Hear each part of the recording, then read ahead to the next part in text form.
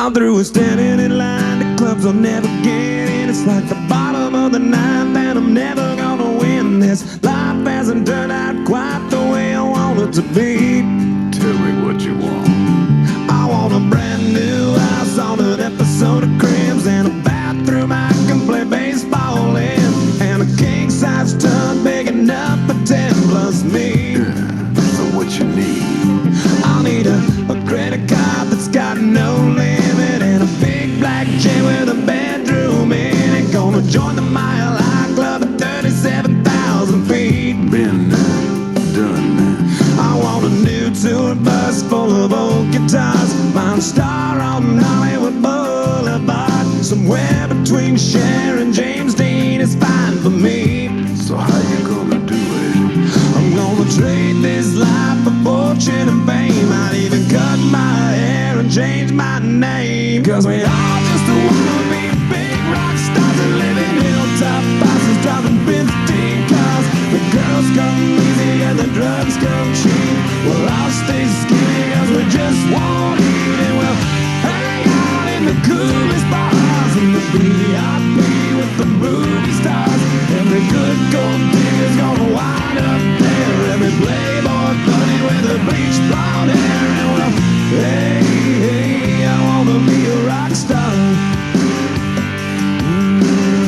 Hey, hey, I wanna be a rock star. I wanna be great like Elvis without the tassels. Hire 8 bodyguards that love to beat up assholes. Sign a couple autographs so I can eat my meals for free. I have the quesadilla. I'm gonna dress my ass with the latest fashion. Get a front door key to the Playboy Mansion. Gonna date a centerfold that loves to blow my money for me. So how you gonna do it?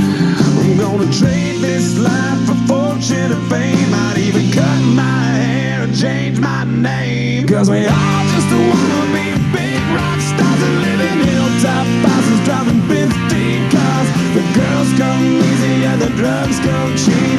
Well, I'll stay skinny cause we just won't eat, and we'll hang out in the coolest bars in the VIP with the movie stars. Every good gold digger's gonna wind up there. Every playboy bunny with a bleached blonde hair. And we'll hide out in the private rooms with the latest dictionary of today's who's who. They'll get you anything with that evil smile. Everybody's got a drug dealer on speed dial. Well, hey, hey, I wanna be a rock star. I'm gonna sing those songs that offend the senses. Gonna pop my pills from a Pez dispenser. Get washed up singers writing all my songs. Lip sync them every night so I don't get them wrong. Well, we all just wanna be big rock stars and live in hilltop houses, driving 15 cars. The girls come easy and the drugs come cheap. We'll all stay skinny cause we just won't eat, and we'll hang out in the coolest bars in the VIP with the movie stars. All right, everybody. Thank you for joining me back again this weekend. It's Sunday morning, Sunday approaching midday. Latest dictionary of today's who's who. We're having a good time. Anyways, this is the soldering episode. Probably gonna be a two-parter. One thing about resistance soldering unit. Hey, hey, I wanna be a rock star. Yes,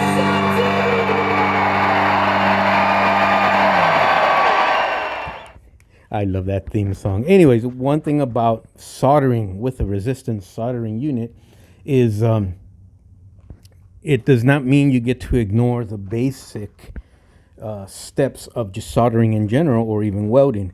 Your material's got to be absolutely clean, free of any oil, solvents, rust, oxidation, just literally mirror, super shiny clean.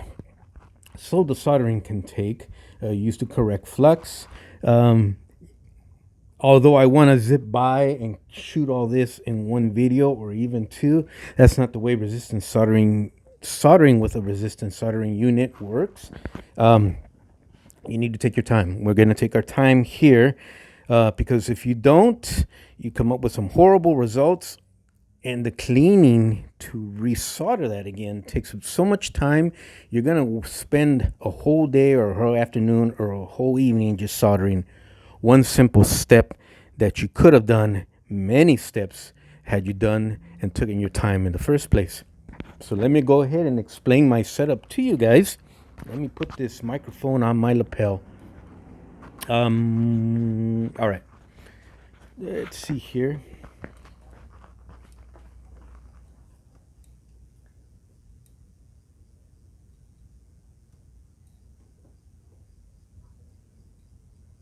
All right, give me 1 second here.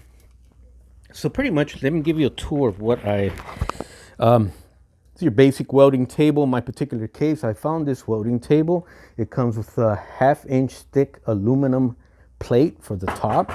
We went ahead and drilled some strategic holes. The surface is absolutely smooth and slippery, and I was noticing when I was soldering, my pieces were walking away from me as I was trying to solder. It just slid along. So we drilled these holes here, and we can either put, you want to use carriage bolts, or I use carriage bolts, because what we do here is these can serve for us as temporary stops. Put your piece against, and now she's not going to walk away from you. Also, you can use these as clamps and put a nut underneath, tighten it down, and these things will tighten down on whatever you're soldering in case you want to clamp it down for whatever reason. That comes in real handy. These carriage bolts can be used for, let's say, for example, let's see if I got something we can use here. You need a fence. You need a fence for a larger piece. You need a guide, a backstop. These holes are absolutely wonderful. I didn't just come up with it because I'm some sort of genius or Einstein. It evolved over many years where I said, you know what, I could use, and I'm sure many of you guys have that setup or have worked in some sort of welding shop where they have that sort of setup. I've never worked in a welding shop, so this is just stuff that necessity over the years taught me that I need to kind of figure out to make my job easier. So in the old days of resisting soldering unit, first of all, let me say, I don't know if Jerry's watching. Jerry Snow out in Cherry Valley, California. A wonderful good friend for many years. We ran around all over the country. You name the state and the city, we were there, man. We explored all the way up to the Canadian border and all points in between, and every antique store, every historical park. We got to go on the battleship USS Texas when it was still out there in the Bay of Houston. And that was about 20 years ago. I got all sorts of cool pictures of that.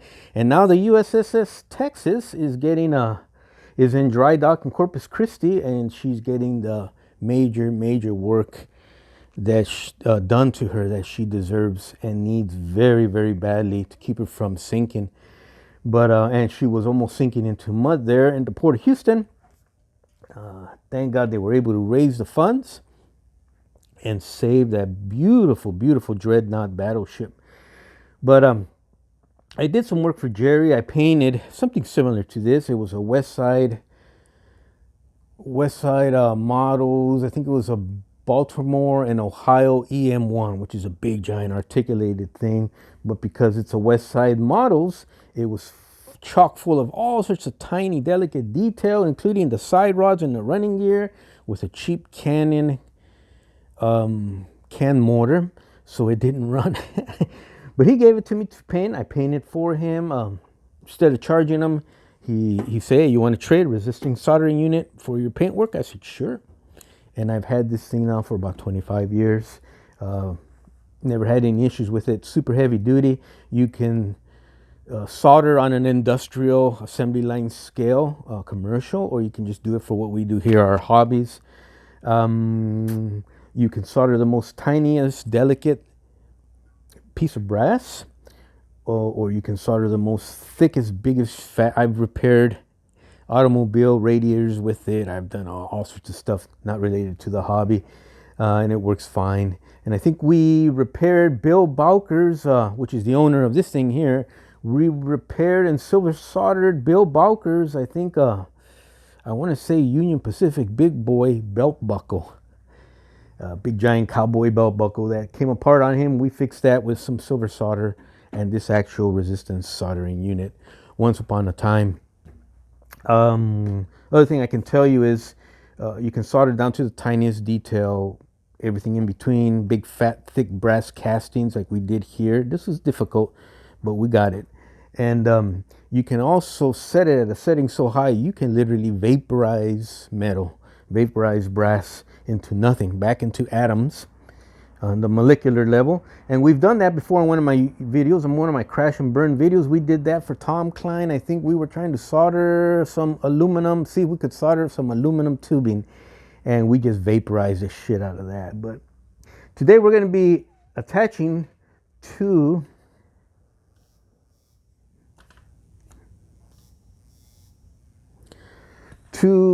castings for the interior of our cab. We're not going to be able to shoot and do all of it on camera. Like I said, you really move at a snail's pace, and you have to be very methodical in your planning how you're going to attack it, and you're planning as you're actually doing it before you can ever start to attempt to solder the piece what you're going to do. But the results are professional, just no doubt about it, and they're forever. They do not come apart unless you really try to pry them apart with a screwdriver or something.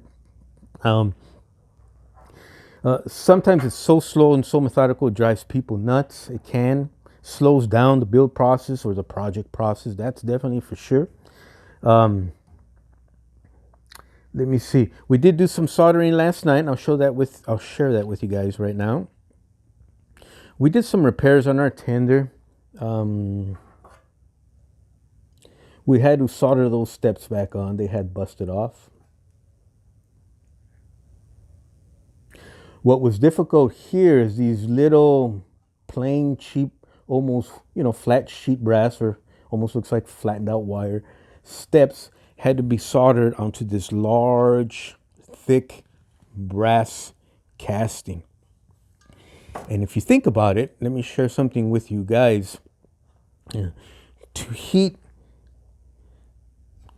this large, thick casting with enough heat to melt the brass, to attach the wires how you would normally solder, it doesn't work that way.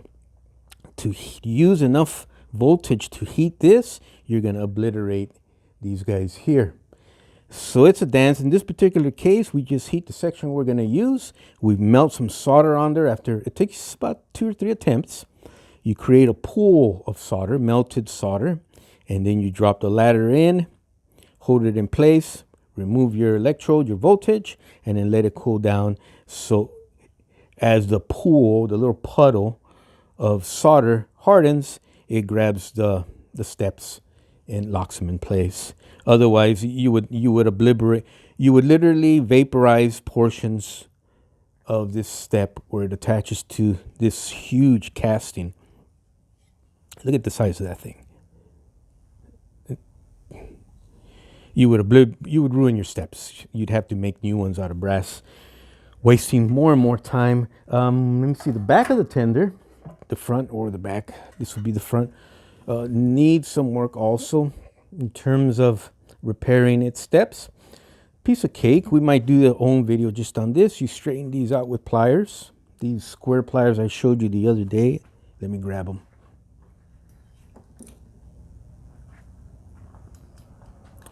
You sit down at the workbench, and little by little, you do one side, you do the other side.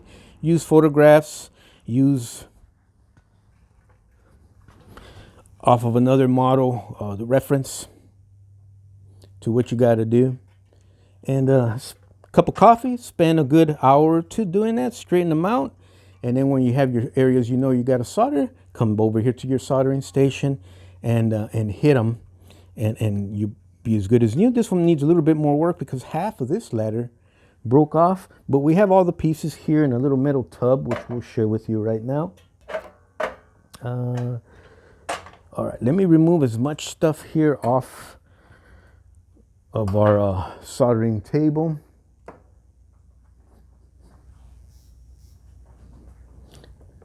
Let's watch some Mike Rowe. Program that's shot, produced, hosted, and broadcast all through the ship.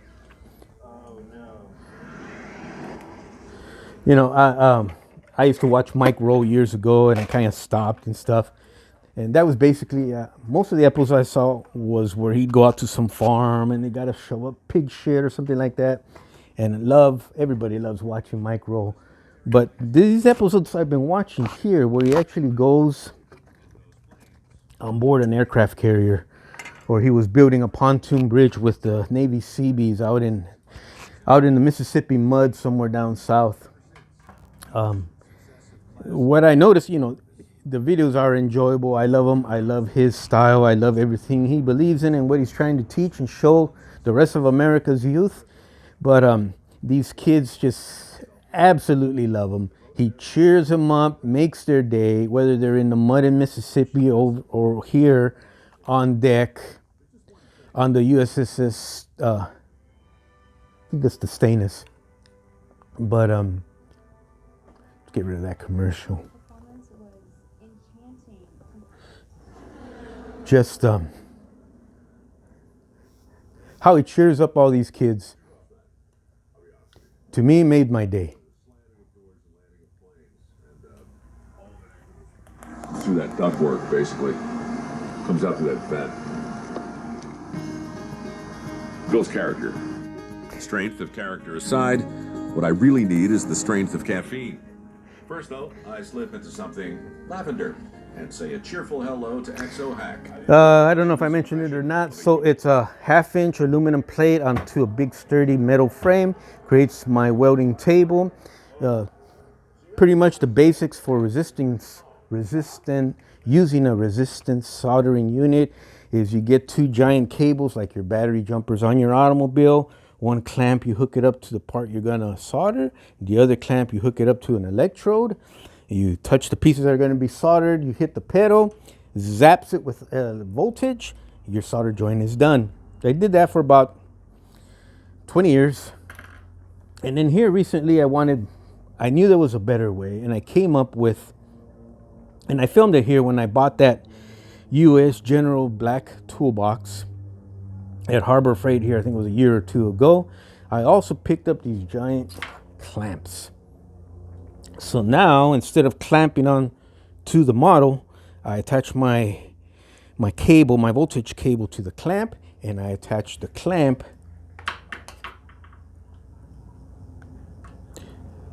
to the table. Now the whole table is electrified as long as the metal brass piece sits nice with no obstructions on the workbench. I can come in with my electrode, and the table, everything on the table is electrified, including the model. That's one less giant step I don't have to worry about. Excuse me. Where I was coming into problems with that was when I solder painted models, I was looking with that clamp, where can I attach where there's no paint so current could go through to make this repair. Because if there's paint everywhere, you won't conduct voltage going through here. So unless you scrape off a little spot of paint, which is a lot of times what you got to do, or you can find like a truck mounting bolt or screw underneath the model, you can attach to that. It created its own, annoyance. This is superior. This is just superior. Except if it's still painted model, I still gotta maybe attach a screw underneath, sit it on the table, and we're good to go. I've chewed up 19 minutes so far. This will be a 2-parter, okay? We are not gonna rush this at all. I just cannot. Also, another thing I use on my welding table here is we use a lot of series of these heavy lead blocks or lead-like blocks just to prop up the model, or once again, I use the backstops here, these screws here. We don't have to worry about this model walking away from us today as we do this demonstration for you guys here on YouTube. So we won't be using this side of the table, and the holes will be more towards the center of the table here and towards the edge, towards the camera. What we're going to do first is, well, let me show you what we're going to do. There's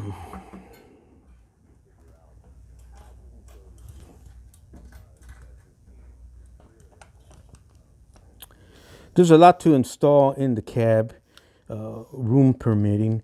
So we're going to install today is the coal opening door, so the fireman could look inside his fire or into the firebox, or maybe shovel in a little coal here and there once in a while if he has to, or sand to clean out the flues.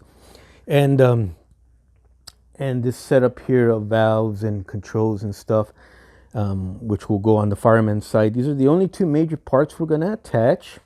This, let's back off on the zoom here.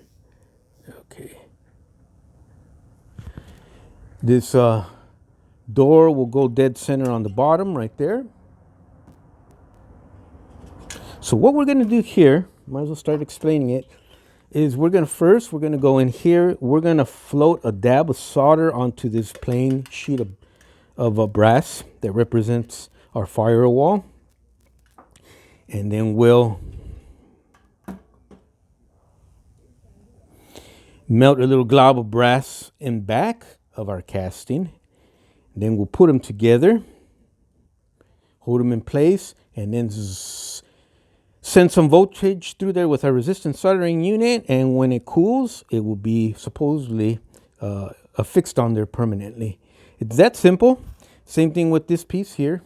We'll put some solder in back of the casting.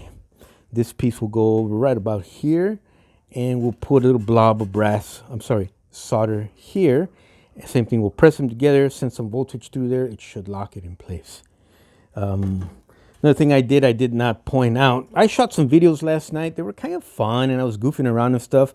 But this corner of my workshop, the lighting at night sucks, and the lighting just sucked on those videos, even though the dialogue was fun and the lesson was fun. So, but we went ahead and still did our repairs. This big giant, this is going to be some sort of water line, had broken loose here. So we soldered that back on. This goes back to your water injectors or feed water heaters. No, these are your water injectors. And then, so they grab water from the tender. It goes into this pump. It pumps it under high pressure and it sends it out to the rest of the boiler. These two union joints had come apart. We went ahead and attached those back. As you could see, we cleaned it up. It's real nice. And this air line back here kind of came off. So we and it was crooked. We straightened it out, still straightening it out a tiny bit there, and we attached it back on there. So those are the repair jobs we did to the boiler. We did the front steps on our tender. I just showed you those. We got to work on we did the rear steps on the tender. We got to work on the front ones and on the back head detail in our locomotive is what we're going to work on today. You guys have any questions about my setup or any looking for any advice or want to pass along any advice to me, please feel free to like and comment. Like and subscribe, comment down below in my comment section. Criticisms are always welcome. Advice, just general bullshit talk is also good. I have met some great YouTube fellow colleague friends, modelers, just back and forth commenting on each other's YouTube channels. So this will be the end of part 1. We're gonna go straight to part 2. Let me see, do we have time to, no, why even rush it?